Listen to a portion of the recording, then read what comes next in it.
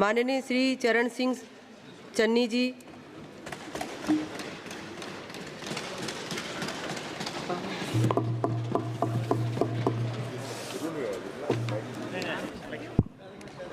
Mic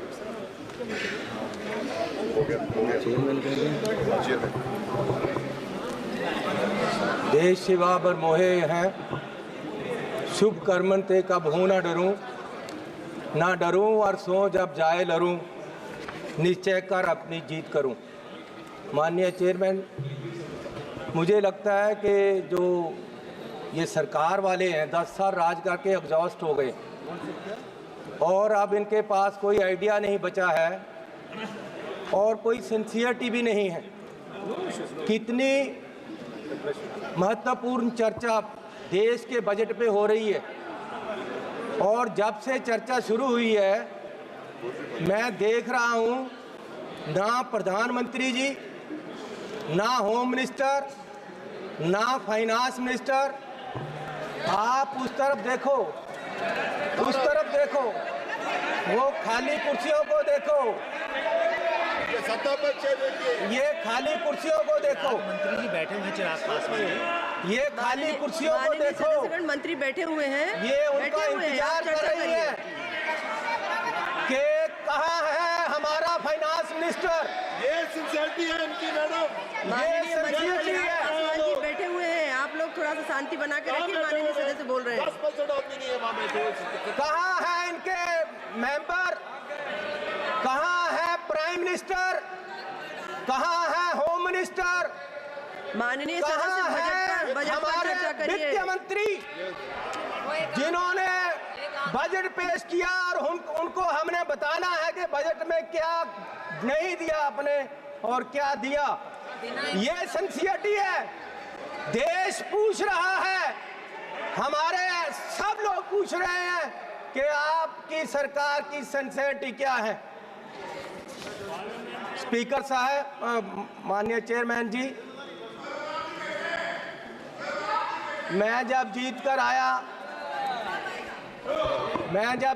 आया सबसे पहले मैंने माननीय श्री अंबेडकर साहब की मूर्ति पे नमन करना चाहा। मैं वहाँ गया तो वहाँ मूर्ति नहीं है, वहाँ से उठाकर पीछे कर दी गई कहीं। लेकिन ये लोग समझ लें कि ये मूर्ति पीछे कर सकते हैं अंबेडकर साहब की, उनकी सोच पीछे नहीं कर सकते। ये उनकी सोच को मार नहीं सकते और उनको इस संविधान जो उन्होंने दिया है उसको बदल नहीं सकते। लोगों ने बता दिया इनको कि आप संविधान नहीं बदल सकते, पूरी मेजॉरिटी नहीं दी इसीलिए इनको। और इसलिए मैं ऐसा चाहूं राज में जहां मिले सभी को अन्न, छोट बड़ो सब सम बसे, रविदास रहे प्रसन्न।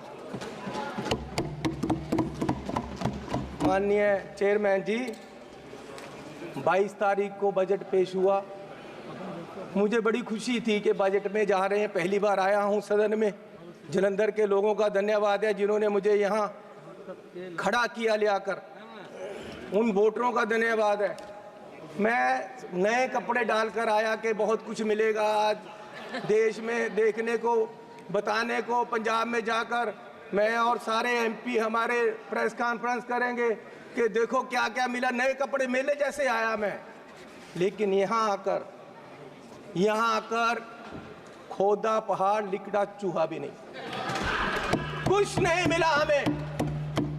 पूरा मतरई माँ वाला सलूक किया गया हमारे साथ, फेयर डिस्ट्रीब्यूशन ऑफ फंड्स नहीं हुआ। ये सरकार हर नागरिक को बराबर नहीं देख रही है। चश्मा राजनीति वाला लगाया हुआ है, राजनीतिक चश्मे से देखा गया है। अपनी सरकार बचाने का फिक्र है, कुर्सी को पकड़े हुए हैं और ये बजट देश बचाने वाला नहीं है, सिर्फ अपनी सरकार बचाने वाला है। पंजाब में जो बाढ़ आई इनको दिखी नहीं। गरीब लोग जो मनरेगा में काम करते हैं जिनको कांग्रेस की सरकार, मनमोहन सिंह जी सरकार ने गारंटी दी थी 100 दिन की, ये 100 से 101 भी नहीं कर सके, 200 नहीं कर सके। ये उनकी 400 दिहाड़ी, उनका जो वेज है वो बढ़ा नहीं सके। गरीब की कोई सुनवाई नहीं। इस बजट में पंजाब के लिए कुछ नहीं दिया गया। जलंधर इंडस्ट्री पंजाब की डूब रही है। जलंधर में लेदर इंडस्ट्री है, जलंधर में स्पोर्ट्स इंडस्ट्री है, वो डूब रही है। कुछ उसके लिए नहीं किया। हेल्थ के लिए कोई हॉस्पिटल नहीं दिया। स्मार्ट सिटी जलंधर डिक्लेयर किया हुआ है, वहाँ पानी गंदा आ रहा है, सड़कें खराब हैं, रेलवेज अंडरब्रिज की बात नहीं की। नशा, अभी राजा वड़िंग जी ने बोला नशा इतना फैल गया पंजाब में, लेकिन सुनवाई कोई नहीं। आदमपुर एयरपोर्ट का इन्होंने कहा था नाम, माननीय प्रधानमंत्री जी ने कहा था कि उसका नाम गुरु रविदास जी के नाम से रखेंगे, लेकिन आज तक नहीं। मैं वो भी मांग करता हूँ। बहुत शोर सुनते थे पहलू में दिल का, जब चीरा तो एक कतराए खून ना निकला। माननीय चेयरमैन जी, 24-25 के जो बजट में एस्टीमेट दिए गए हैं, उसमें 32 लाख करोड़ रुपए की आमदन दिखाई गई है और 48 लाख करोड़ रुपए का खर्चा दिखाया गया है। 16 लाख करोड़ का घाटा है आमदन और खर्च में। जिस घर का 16 लाख करोड़ का घाटा होगा एक साल में, उसकी बर्बादी तय है और ये बीजेपी वाले तय कर रहे हैं।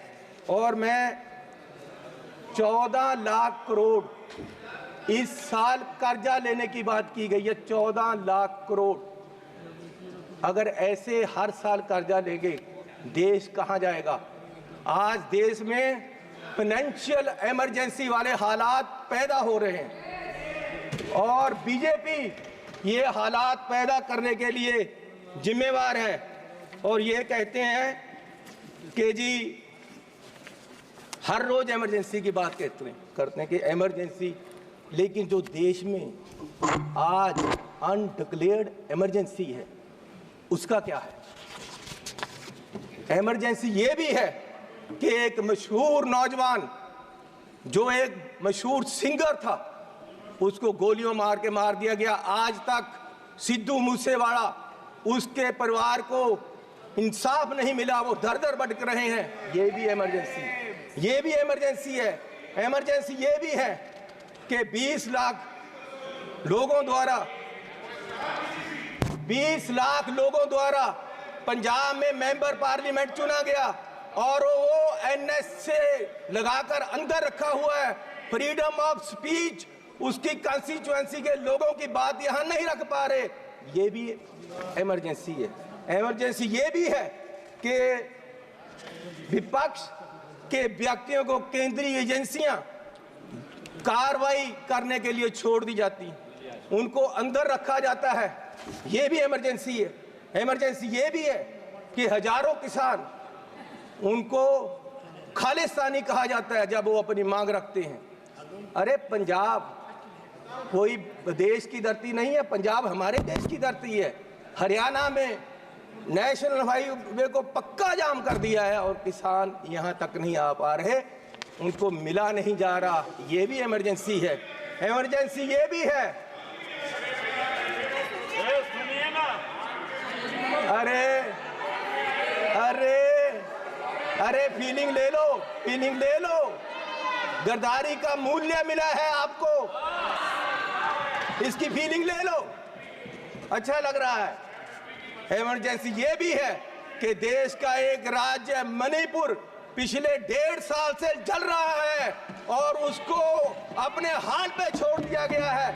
इमरजेंसी ये भी है। इमरजेंसी ये भी है कि हाथरस यूपी में एक दलित लड़की को आधी रात में जबरन अंतिम संस्कार किया गया। इमरजेंसी ये भी है कि मध्य प्रदेश में दलित व्यक्ति को के सिर पर, मुंह पर पेशाब कर दिया गया। इमरजेंसी ये भी है। इमरजेंसी ये भी है कि अपनी इज्जत के लिए धरना दे रही महिलाओं, पहलवानों को प्रदर्शन में प्रोपोगंडा बताया गया।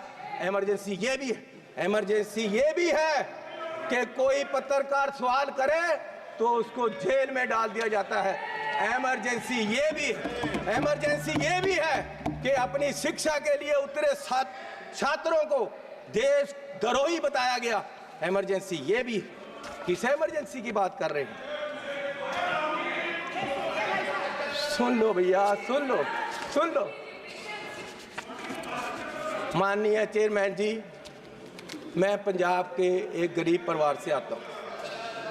मैं जब पैदा हुआ तो मेरी पढ़ाई सारी सरकार ने की। आज तक मैं यहाँ खड़ा हूँ तो ये कांग्रेस सरकार की रिजर्वेशन पॉलिसी और अंबेडकर साहब का दिया हुआ संविधान और जो हमें स्कॉलरशिप मिलता रहा, कांग्रेस पार्टी ने गरीबों को, बच्चों को जो स्कॉलरशिप दिया, उससे पढ़कर मैंने पीएचडी तक की पढ़ाई की है और ये देन कांग्रेस पार्टी की है। और जब बीजेपी सरकार 2014 में आई, सबसे पहले इन्होंने जो सबसे बुरा काम किया वो किया, स्कॉलरशिप में जो केंद्र का 90% हिस्सा था उसको 60-40 की रेशो पे ले आए और दलितों के पेट पे लात मारी सरकार ने। और आज भी फर्स्ट क्लास से लेकर 8th क्लास तक के स्कॉलरशिप जो गरीब लोगों के बच्चों को मिलते थे वो बंद कर दिए गए हैं इस सरकार द्वारा। ये भी इमरजेंसी। ये दलितों के पेट पर लात मार रहे हैं। और मिनॉरिटी के भी फर्स्ट क्लास से 8th क्लास तक के स्कॉलरशिप इस सरकार के द्वारा बंद कर दिए गए। जब ये सरकार बनी 2014 में तो प्रधानमंत्री जी ने 2 मापदंड देश के सामने देश की इकोनॉमी को देखने के लिए रखे।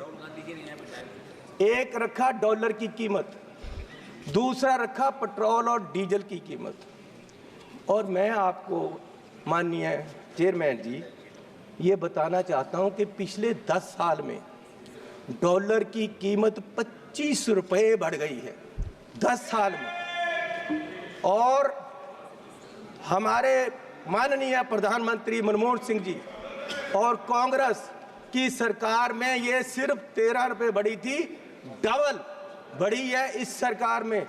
और मोदी जी उस समय बोले थे 14 में जब सरकार बनी नहीं थी, डॉलर की कीमत ज़्यादा होने से जो रुपया गिरा उसके बारे में मोदी जी ने उस समय बोला था क्या कारण है कि देश का रुपया पतला होता जा रहा है, ये जवाब देना होगा आपको। देश जवाब मांग रहा है, समझ नहीं आ रहा प्रधानमंत्री जी गिर रहे हैं या रुपया गिर रहा है। कभी कभी तो लगता है कि रुपए की और सरकार के बीच कंपटीशन चल रहा है कि सरकार ज्यादा गिर रही है या रुपया ज्यादा गिर रहा है। और मोदी जी ने कहा था जिस देश का रुपया कमजोर होता है उस देश की सरकार कमजोर होती है, उस देश का प्रधानमंत्री कमजोर होता है। मैं आज कहता हूं कि आज देश का रुपया कमजोर हो रहा है, आज देश की इकोनॉमी डूब रही है। क्या देश का रुपया कमजोर हो रहा है या प्रधानमंत्री जी कमजोर हो गए हैं या देश की सरकार कमजोर हो रही है? दूसरा, पेट्रोल की कीमतें इन्होंने कहा प्रधानमंत्री जी ने 2014 में कि पेट्रोल की कीमतें बढ़ रही हैं और मनमोहन सिंह जी को कोई फर्क नहीं पड़ रहा, देश डूब रहा है। तो पिछले 10 सालों में पेट्रोल की कीमतें 23 रुपये बढ़ गई हैं। पिछले 10 सालों में पेट्रोल की कीमत, डीजल की कीमतें 35 रुपये बढ़ गई हैं, जबकि पिछले जो मनमोहन सिंह का समय था उससे क्रूड ऑयल की कीमत $20 प्रति बैरल कम हो गई है। तो मैं पूछना चाहता हूं कि ये पेट्रोल बढ़ रहा है या आपकी कंपनियों की, आपके आमदनियों की आमदन बढ़ रही है? क्या बढ़ा रहे हो? किसको दे रहे हो देश का पैसा? कहां जा रहा है पैसा? गरीब लूटा जा रहा है। माननीय चेयरमैन जी, आप गाड़ी फुल कराने जाओ, 50 लीटर तेल डलवाओ, 2000 रुपया सरकार को चला जाता है। 4 रुपए प्रति किलोमीटर हर व्यक्ति देश का गरीब सरकार को देता है चलने का। 1 किलोमीटर चलो 4 रुपए सरकार को गए, और सरकार 14 लाख करोड़ के घाटे में बैठी है। और फिर ये कहते हैं जी बजट में बहुत कुछ मिला। मैं एक एयरपोर्ट पे गया माननीय चेयरमैन जी, तो मुझे एक आदमी आया, उसने गुलदस्ता दिया, मेरा स्वागत किया, अभिनंदन है आपका। मैंने कहा भैया आप कौन हो, मेरा अभिनंदन क्यों कर रहे? बोले जी हम अडानी जी की तरफ से आपका स्वागत कर रहे। मैंने कहा भैया आप मेरा स्वागत क्यों कर रहे हो? बोले जी अब ये एयरपोर्ट हमारा है, अब हमें इसके मालिक है, 50 साल के लिए हमने ले लिया है। तो मैंने कहा यार चलो ठीक है, आपने ले लिया, आपका धन्यवाद। मैं जहाज में चला गया, जहाज में गया, वहां फिर मुझे बुक्के मिला। वो कहते जी आपका स्वागत है, हम कंपनी की तरफ से कर रहे। मैंने कहा यार इंडियन एयरलाइन का जहाज है, आप क्या कर रहे हो, आप कौन हो? बोले जी ये जहाज अब हमारी कंपनी का है, ये मोदी जी ने हमें बेच दिया है। तो मैं पूछना चाहता हूं कि क्या क्या बेचोगे, कितना बेचोगे देश को? मैं 7 एयरपोर्ट पे गया, जिनमें लखनऊ, अहमदाबाद, मैंगलोर, जयपुर, गुवाहाटी, त्रिवेंद्रम, मुंबई, ये 7 के 7 एयरपोर्ट अडानी जी की है। 50 साल के लिए उनको दे दिए गए हैं। उनका जो पुत्र है उसकी शादी में गिफ्ट कर दिए गए हैं, और हजारों करोड़ रुपए शादी पे लगा। मेरे लड़के की शादी गुरुद्वारा में हुई। सुनो सुनो सुनो माननीय चेयरमैन जी, मेरे लड़के की शादी गुरुद्वारे में हुई। आज तक पुलिस पूछ रही है कि लंगर में क्या क्या पका था, दाल कितनी लगी थी, और जो लंगर बनाने वाला उसको कितने पैसे दिए गए।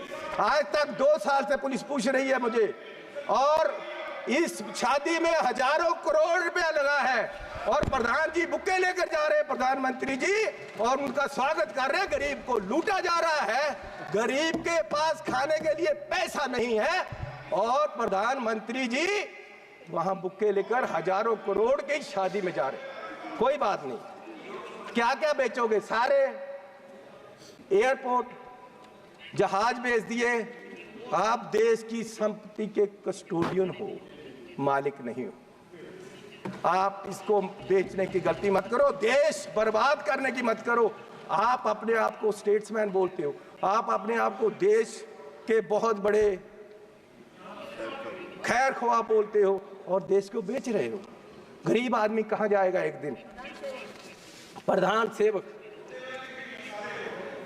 जो हार समझकर पहना था, गला अपना सजाने को, वो नाग बनकर बैठे हैं गला काट खाने को। माननीय चेयरमैन जी, ईस्ट इंडिया कंपनी आई, उन्होंने पहले व्यापार पे कब्जा किया, ईस्ट इंडिया कंपनी ने, और व्यापार के माध्यम से देश की सतह पे कब्जा कर लिया। इनमें और अंग्रेजों में कोई फर्क नहीं, सिर्फ कलर का फर्क है। ये भी पहले सतह पे काबज हुए, और फिर सतह के माध्यम से आज ये देश की राजनीति के माध्यम से पूरे देश के व्यापार पे अपने आदमियों का कब्जा करा रहे हैं। और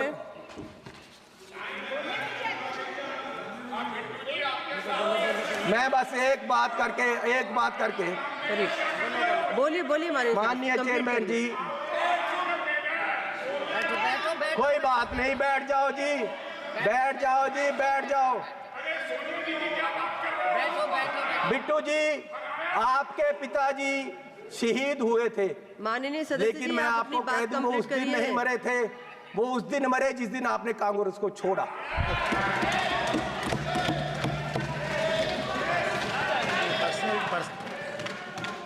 आज देश माननीय सदस्य- राहुल गांधी जी की माननीय तरफ देख सदस्य रहा से मैं है। आग्रह कर रही हूँ माननीय पर्सनल चेयरमैन टिप्पणी जी, न करें। आप वो मुझे तंग कर रहे हैं जी, उनको बोलो बैठे।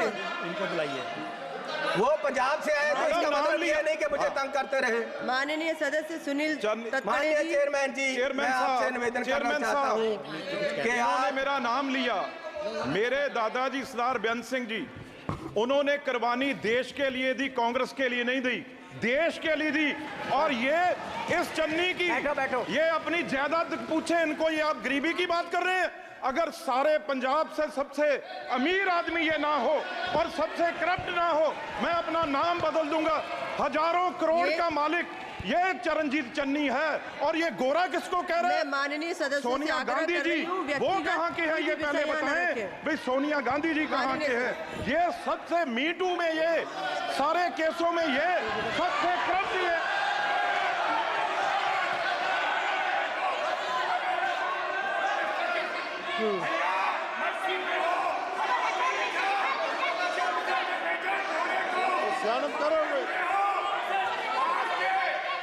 माननीय सदस्य अपनी बात कंप्लीट करें।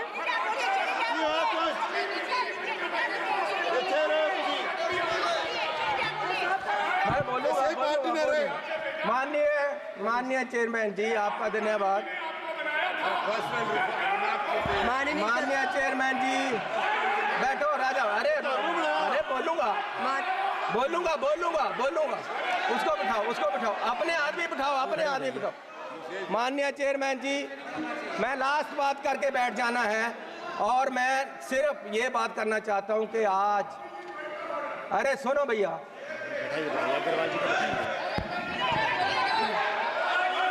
बैठ जाओ सर, बैठ जाओ। माननीय सदस्य से आग्रह कर रही हूँ। बोलूंगा। माननीय chairman ji, What is going on? Madam ये क्या हो रहा है? उनको बोलने को देते हैं। मैं माननीय सदस्य से आग्रह कर रही हूँ, आप सब अपने अपने स्थान पर बैठे। मैडम 2 बजे तक उठाइए, 2 बजे तक। सभा की कार्यवाही 2 बजे तक स्थगित की जाती है।